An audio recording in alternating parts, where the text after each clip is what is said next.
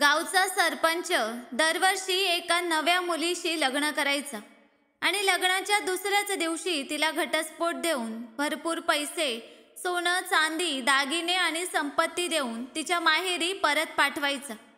या मुली आनंदाने त्याच्याशी लग्न करायच्या आणि दुसऱ्या दिवशी घटस्फोट घेऊन आपल्या घरी परत जायच्या।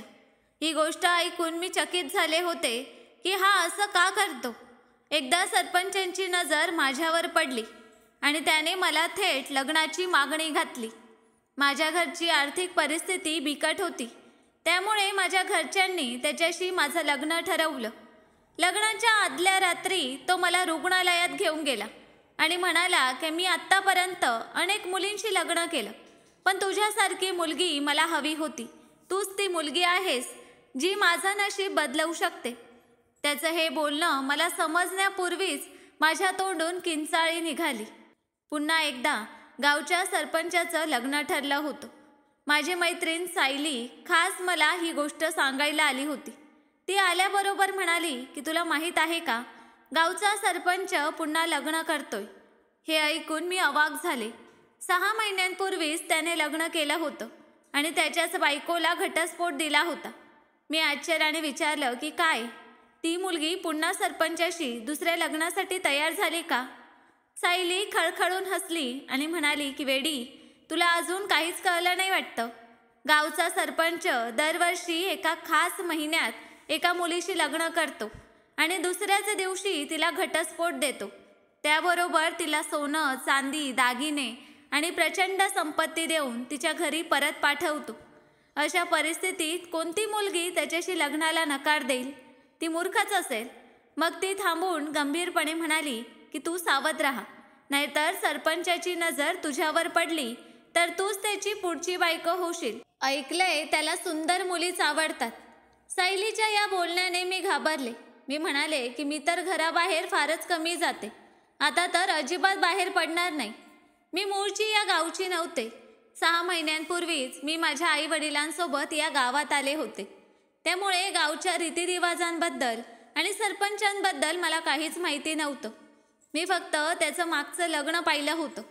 सायलीकडून हे सगळं ऐकून मला खूप आश्चर्य वाटलं की हा सरपंच किती क्रूर माणूस आहे, जो लग्नाच्या एका रात्रीनंतर बिचाऱ्या मुलींना घटस्फोट देतो।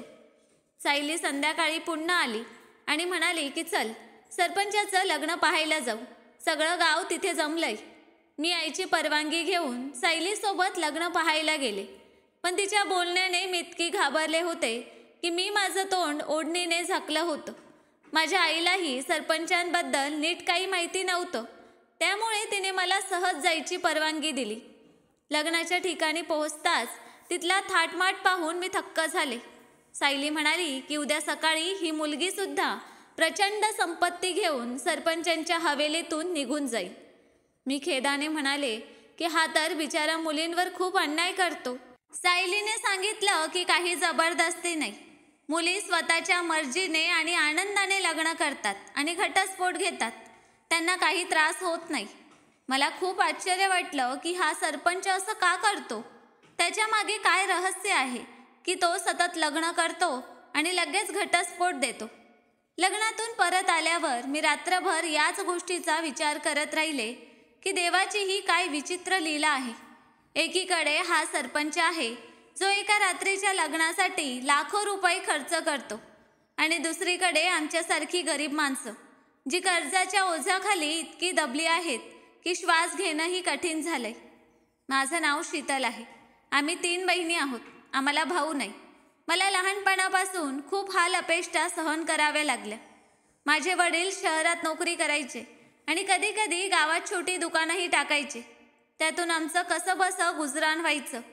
पण मग वडील आजारी पडले, त्यांच्या उपचारासाठी कर्ज काढावं लागलं, घर विकल्या गेलं आणि वडील आम्हाला त्यांच्या जुन्या गावात, जिथे ते त्यांच्या भावांबरोबर लहानाचे मोठे झाले होते, तिथे घेऊन आले। आमच्या घरात गरिबी इतकी होती की आम्हाला दाण्या दाण्यासाठी तोंड पाहावं लागायचं।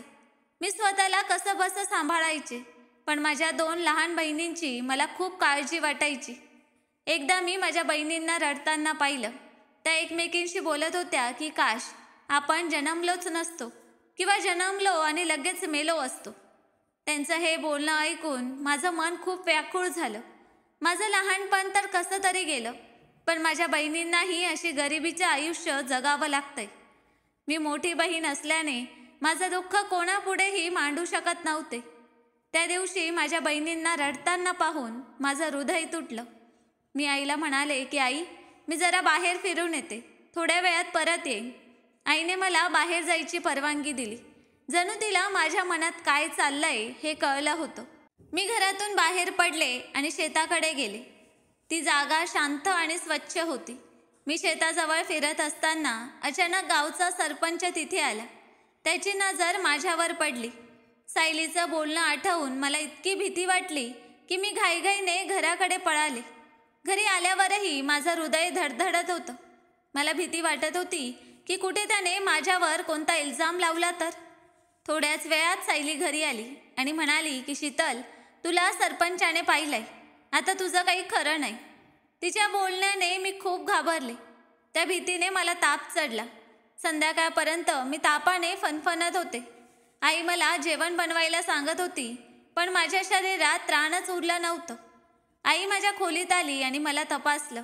मला ताप असल्याचं कळताच तिने गावच्या वैद्याला बोलावलं, जो सगळ्यांवर उपचार करायचा. वैद्याने माझी तपासणी केली आणि आईला म्हणाला की मुलीला चिंता आणि भीतीपासून दूर ठेवा. जास्त भीती आणि तणावामुळे डोक्याला धोका होऊ शकतो. वैद्य गेल्यावर आई मला घुरत म्हणाली की कसली चिंता आहे तुला, का अशी अवस्था करून ठेवली आहेस.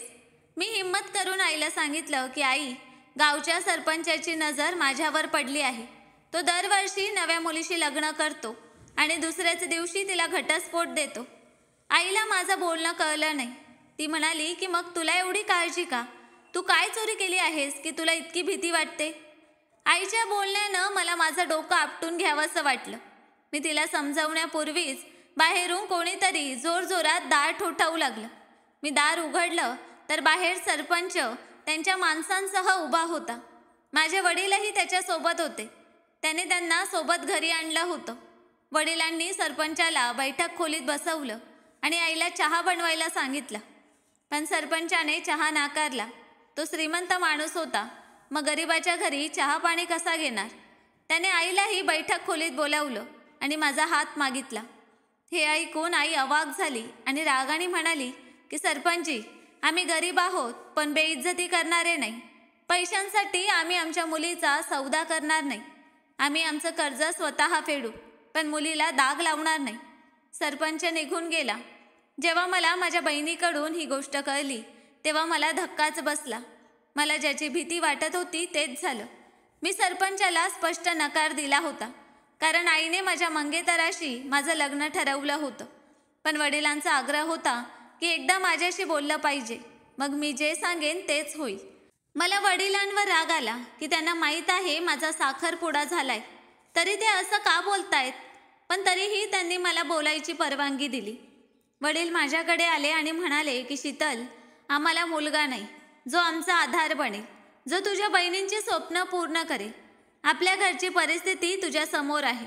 गेल्या 10 वर्षांपासून आपलं कर्ज फिटत नाही. तुझ्या लहान बहिणींचीही अनेक स्वप्न मनात दाबली आहेत. जर तू सरपंचाशी लग्नाला होकार दिलास आणि दुसऱ्या दिवशी घटस्फोट घेतलास तर आपल्या सगळ्या समस्या सुटतील. तुझ्या मंगेतराची गोष्ट आहे, तो काही डॉक्टर किंवा इंजिनियर नाही. तू त्याच्याशी लग्न करून सुखी आयुष्य जगशील. जर तो तुझ्यावर खरं प्रेम करत असेल तर तुझी मजबुरी समजून घेईल. निर्णय तुझ्या हातात आहे. तू जे सांगशील तेच होईल. वडील बोलून निघून गेले आणि मला विचारात टाकून गेले. मी रात्रभर विचार केला आणि एक निर्णय घेतला. मी वडिलांना सांगून माझ्या मंगेतराला प्रदीपला घरी बोलावलं, जेणेकरून त्याच्याशी बोलून निर्णय घेता येईल. दुसऱ्या दिवशी प्रदीप घरी आला. मी त्याला घेऊन छतावर गेले, जिथे मी शांतपणे बोलू शकेल. मी त्याला वडिलांचं आणि सरपंचाचं सगळं सांगितलं. माझं बोलणं ऐकून त्याचा चेहरा रागाने लाल झाला. त्याच्या मनात काय चाललंय हे मी समजत होते. पण मला एक गोष्ट ठरवायची होती, माझं आणि प्रदीपचं भविष्य की माझ्या बहिणी आणि आई वडिलांचा आधार बनणं. प्रदीपने माझ्या बोलण्याला नकार दिला आणि उठून जायला लागला. मी म्हणाले की मी वडिलांच्या निर्णयाला तयार आहे. प्रदीप रागाने माझ्याकडे वळला आणि म्हणाला की तुझं डोकं ठिकाणावर आहे का? तुला काय झालंय? त्याला धक्का बसला होता आणि त्याचा आवाज नीट निघतही नव्हता. मी त्याला म्हणाले की हो, माझं डोकं खराब झालंय, कारण माझ्या आई वडिलांना मुलगा नाही आणि मी त्यांना कर्जात बुडालेलं पाहू शकत नाही.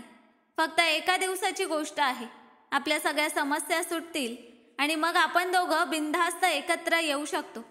तुला असं वाटत नाही का की आपल्या अडचणी संपाव्यात? की तुझं माझ्यावर प्रेम इतकंच होतं की तू मला समजूच शकत नाहीस? माझ्या भावनिक बोलण्याने प्रदीपचं मन मऊ झालं आणि तो लग्नाला तयार झाला. प्रदीप गेल्यावर मी आईला सांगितलं की मी लग्नाला तयार आहे. हे बोलताना मी किती कष्टाने माझ्या मनावर दगड ठेवला होता हे मलाच माहीत होतं. पण मला कमजोर व्हायचं नव्हतं. वडिलांनी सरपंचाला होकार कळवला. सायलीने हे ऐकून डोकं आपटलं आणि मला समजावण्याचा प्रयत्न केला. पण मी माझा निर्णय घेतला होता. मला मागे हटायचं नव्हतं. माझ्या आईची व्यथा मला समजत होती, पण वडिलांचा काही दोष नव्हता की त्यांना या वयातही कर्जाची चिंता भेडसावत होती. जेव्हा मी माझ्या निर्णयावर ठाम राहिले तेव्हा आईनेही गप्प बसणं पसंत केलं. आठवड्याभरात माझ्या लग्नाची तयारी झाली आणि मी लाल जोड्यात सरपंचाच्या हवेलीत विदा होऊन गेले. सगळ्या दिवसाच्या थकावटीमुळे मऊ गादीवर बसताच मला झोप लागली आणि कधी झोपले हे मलाच कळलं नाही. माझी झोप तेव्हाच उघडली जेव्हा मला माझ्या मनगटावर काहीतरी जाणवलं. भीतीने माझा घसा कोरडा पडला. मी हिम्मत करून डोळे उघडले तर माझा नवरा माझ्या मनगटावर बोटं फिरवत होता. अचानक त्याला काय झालं? त्याने माझं मनगट सोडलं आणि दूर जाऊन उभा राहिला.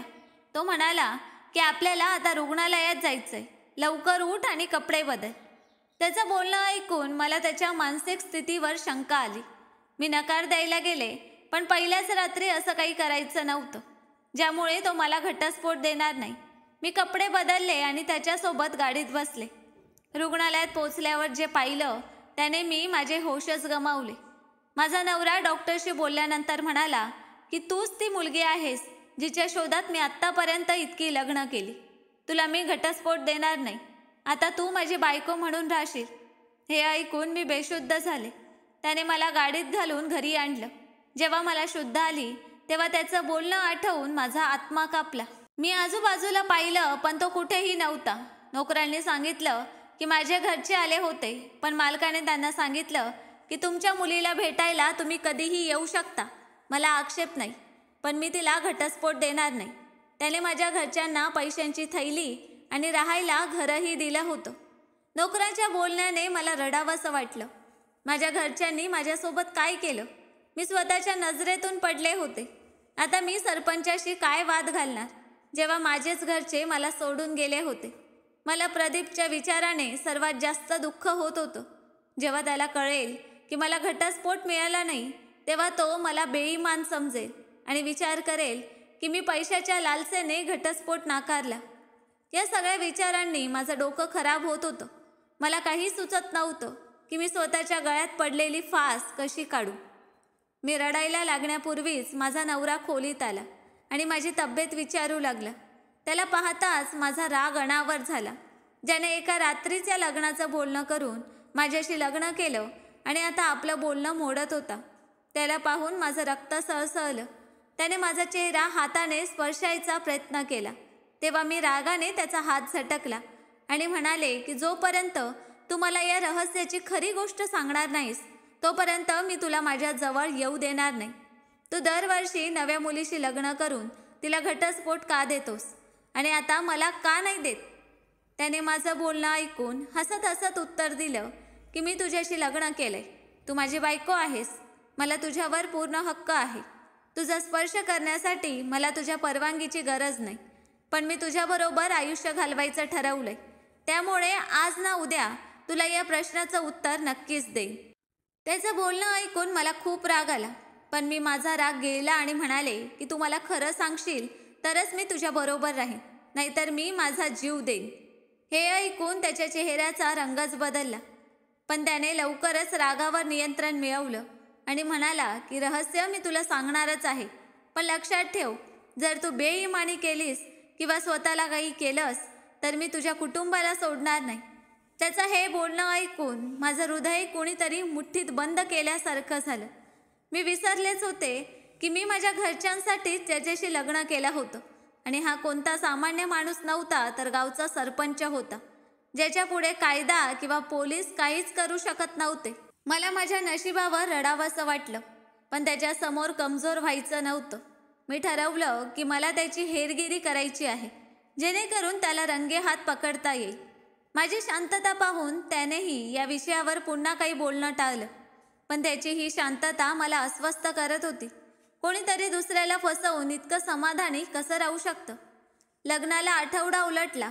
या आठवड्यात मी खूप प्रयत्न केले की तो मला घटस्फोट देईल, पण मला यश मिळालं नाही. मला प्रश्न पडला की त्याला माझ्याच बाबतीत घटस्फोट का द्यायचा नाही? मी त्याला ओळखत सुद्धा नव्हते. शेवटी मी ठरवलं की मी त्याच्यावर नजर ठेवणार. तो जेव्हा फोनवर बोलायला लागायचा तेव्हा खोलीबाहेर जायचा. त्याची ही कृती मला खटकायची, पण त्याला माझी पर्वा नव्हती. मी त्याच्याकडे विचारणा केली तरी तो खरं सांगत नव्हता. मग मी त्याच्या मागे लागले आणि त्याच्या बोलण्यावर कान ठेवले. असे 15 दिवस गेले, पण मला काहीच पुरावा मिळाला नाही. मला वाटू लागलं की कदाचित मी कधीच सत्य जाणून घेऊ शकणार नाही, पण मी हार मानायची नव्हती. मी मनातल्या मनात प्रार्थना करत होते की मला याचं रहस्य कळावं. अखेर तो दिवस आला. एके रात्री 12 वाजले असताना त्याच्या फोनवर कोणाचा तरी फोन आला. तो खोलीबाहेर जायला निघाला, पण मला झोपलेलं पाहून तिथेच बसून बोलू लागलं. मी त्याचं बोलणं ऐकलं की यार, काहीही करून या मुलीपासून माझी सुटका करा, नाहीतर मी स्वतःच काहीतरी करेन. तिच्या रोजच्या बडबडीने मी कंटाळलोय. हे ऐकून माझं डोकं काम करू लागलं. मला कळलं की यात काहीतरी मुलीचा प्रश्न आहे. आता गोष्ट आणखीनच गंभीर झाली होती. मी ठरवलं की काहीही करून या बिचारी मुलीला त्याच्या तावडीतून सोडवायचं, नाहीतर हा क्रूर माणूस तिचा जीव घेईल. दुसऱ्या दिवशी तो घराबाहेर गेला तेव्हा मी त्याच्या मागे गेले. घरच्या नोकर नोकरानींना मी आधीच माझ्या बाजूने वळवलं होतं, त्यामुळे मी बिनधास्त होते. त्याच्या मागे जाताना मला माझ्या मनानेही थांबवलं, पण मी माझा हट्ट सोडला नाही. तो एका घरात गेला तेव्हा मी तिथून परत फिरले. माझ्या मनात अनेक विचार येऊ लागले. तो घरी आला आणि पुन्हा फोनवर कोणाशी तरी बोलत होता. मी ऐकलं.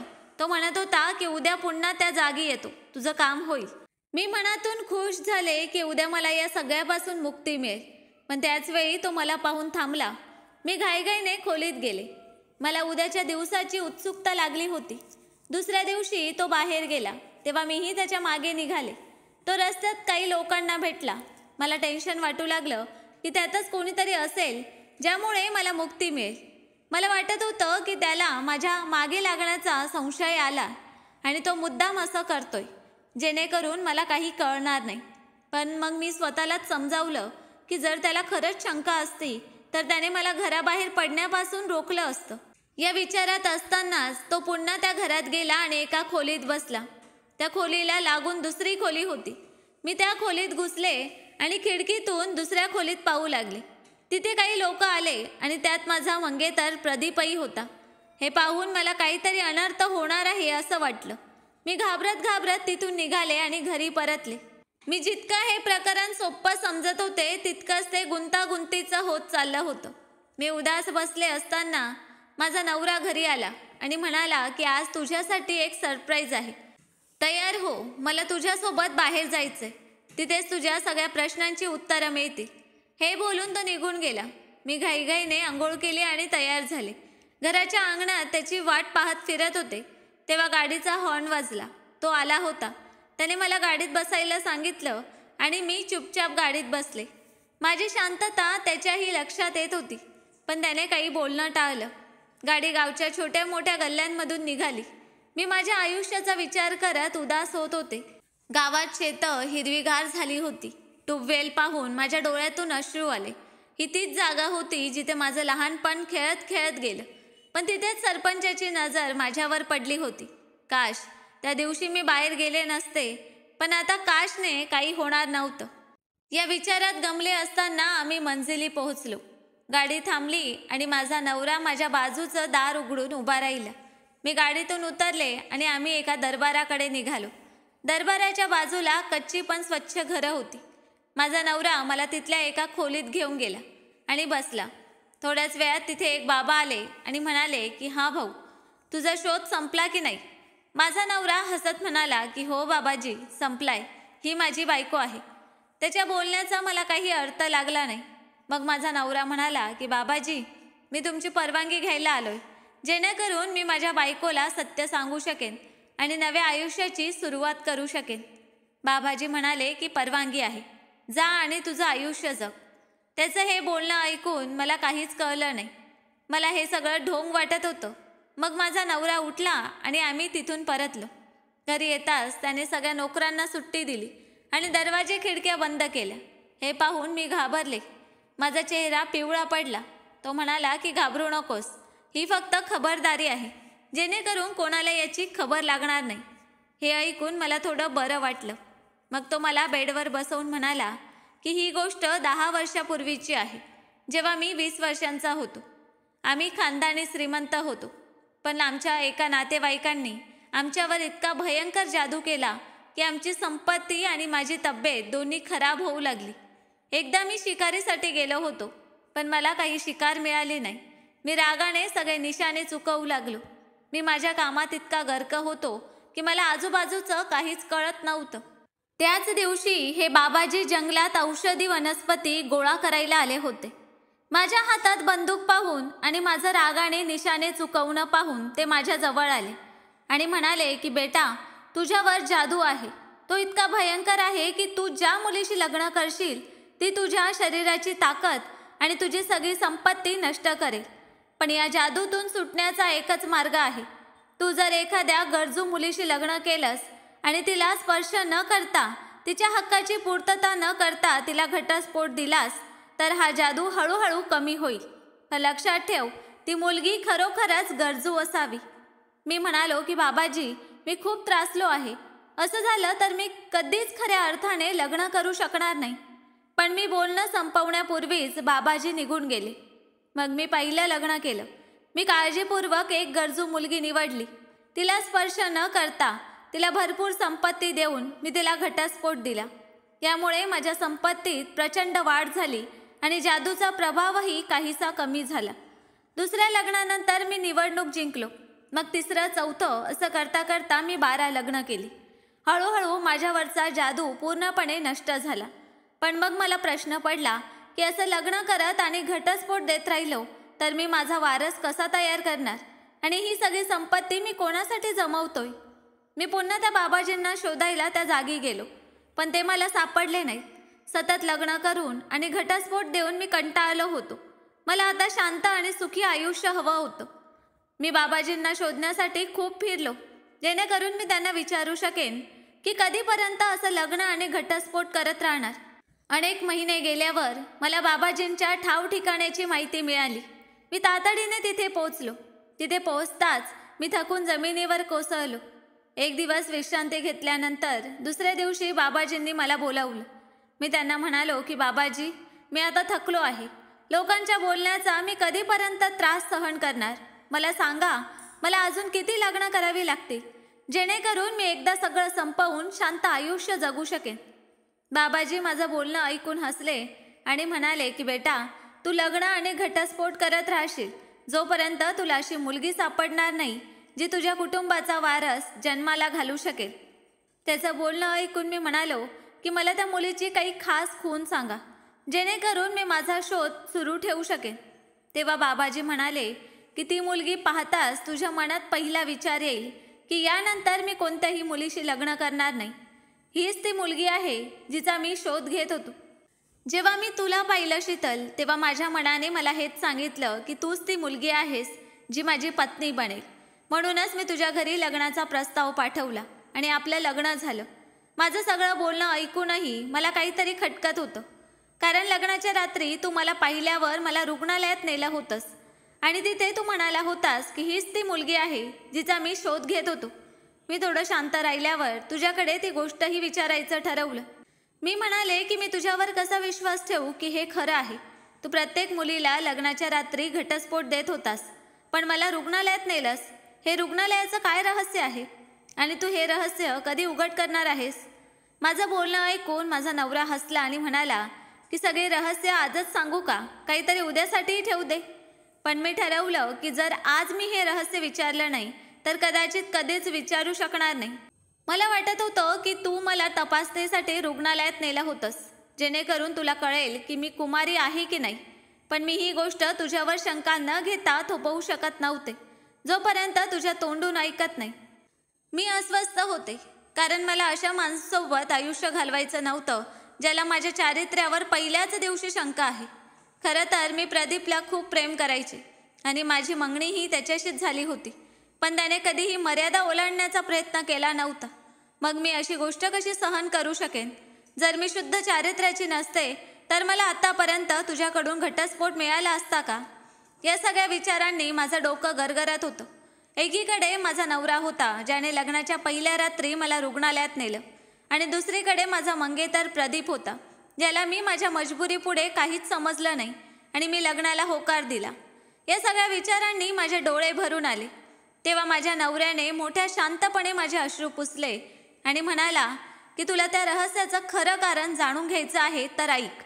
तुझ्या डाव्या हातावर जी खूण आहे तेच माझं रहस्य आहे. ती खूण पाहून मी चकित झालो आणि तुला रुग्णालयात घेऊन गेलो, जेणेकरून खात्री करून घेता येईल की हे खरं आहे की मला स्वप्न पडतंय. बाबाजींनी मला दुसरी खूण सांगितली होती की त्या मुलीच्या मनगटावर आणि कमरेवर खास खूण असेल. म्हणूनच मी तुला रुग्णालयात नेलं, जिथे महिला डॉक्टरने तुझी तपासणी करून मला सांगितलं की तूच ती मुलगी आहेस. मला खूप आनंद झाला. माझं तुझ्याशी लग्न होणं हा माझ्या संयमाचा फळ होता. ज्या मुलींना मी घटस्फोट देत होतो त्या सगळ्या कुमारी होत्या. मी फक्त त्यांच्या मनगटावरची खूण पाहायचो आणि त्यांना घटस्फोट देत होतो. त्याचं बोलणं ऐकून मी त्याच्या डोळ्यात पाहिलं. त्याच्या डोळ्यातील प्रामाणिकता मला जाणवली. मी नव्या आयुष्याची सुरुवात करण्याचा निर्णय घेतला. मग माझा नवरा म्हणाला की तू एक गोष्ट विचारलीच नाहीस. मी त्याच्याकडे प्रश्नार्थी नजरेने पाहिलं. तो म्हणाला की मला माहीत होतं की तू माझा पाठलाग करतेस. मी तुला सगळं स्वतःच्या डोळ्यांनी पाहायला द्यायचं होतं, पण तू सगळं पाहण्यापूर्वीच तिथून निघून गेलीस. तुझ्या मंगेतराने प्रदीपने मला पैसे मागितले होते. त्याने मला धमकी दिली की जर मी त्याला पैसे दिले नाहीत तर तो तुझा पाठलाग कधीच सोडणार नाही. तू ज्याच्यावर प्रेम करत होतीस तो लोभी निघाला. मी त्याला पैसे दिले आणि त्याने तुझं प्रेम त्या पैशांपुढे मला विकलं. मी जर त्याला पैसे दिले नसते तर तो तुला सतत त्रास देत राहिला असता आणि तुला परत मिळवण्याचा प्रयत्न करत राहिला असता. मी इच्छा असती तर त्याला चांगलाच धडा शिकवला असता, पण तो त्याच्या आई वडिलांचा एकुलता एक मुलगा होता, म्हणून मी त्याला माफ केलं. हे सगळं ऐकून मी माझ्या नशिबाला धन्यवाद देऊ लागले की मला प्रदीपसारख्या लोभी माणसापासून वाचवलं आणि सरपंचासारख्या प्रामाणिक माणसाची पत्नी बनवलं. मला माझा नवरा जगातल्या सगळ्या पुरुषांपेक्षा चांगला वाटू लागला, कारण त्यानेच माझ्या आईवडिलांना राहायला चांगलं घर आणि पैसे दिले होते. त्याच्यासोबत आयुष्य घालवण्यात काहीच वाईट वाटत नव्हतं. मी माझ्या नशिबावर खुश होते आणि माझ्या नवऱ्यासोबत सुखीही होते. काही दिवसानंतर माझ्या दोन्ही बहिणींचीही चांगल्या घरात लग्न झाली. मी माझ्या मुलांसह आणि नवऱ्यासोबत सुखी आयुष्य जगत होते. प्रदीपची गोष्ट तर मी विसरूनच गेले होते. आता आमच्या आयुष्यात फक्त सुख आणि शांती होती. कदाचित नशिबाने आम्हाला असंच एकत्र आणलं होतं. पण आज माझ्या त्या निर्णयावर मी खूप खुश होते, कारण त्या एका निर्णयाने माझं आणि माझ्या कुटुंबाचं संपूर्ण आयुष्य बदललं. तर मित्रांनो, कशी वाटली कथा कमेंट करून नक्कीच सांगा. आणि कथा आवडली असेल तर व्हिडिओला लाईक आणि चॅनलला सबस्क्राईब करायला विसरू नका. धन्यवाद.